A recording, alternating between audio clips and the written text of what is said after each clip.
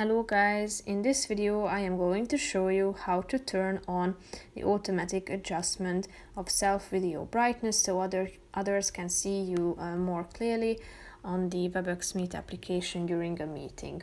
But first I just want to mention, don't forget to subscribe to my channel, because at 10,000 subscribers I am going to show you my whole YouTube revenue statistics and growth strategy, how to make money online. So let's jump into it.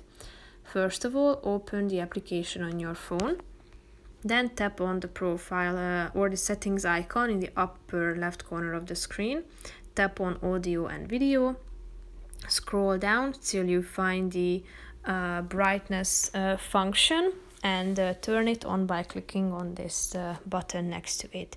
As you can see, it turns on the automatic adjustment of self-video brightness so others can see you more clearly during meetings. So that's pretty much it for this video, guys. I hope you found it helpful. If you did, consider subscribing and see you in the next video. Bye bye.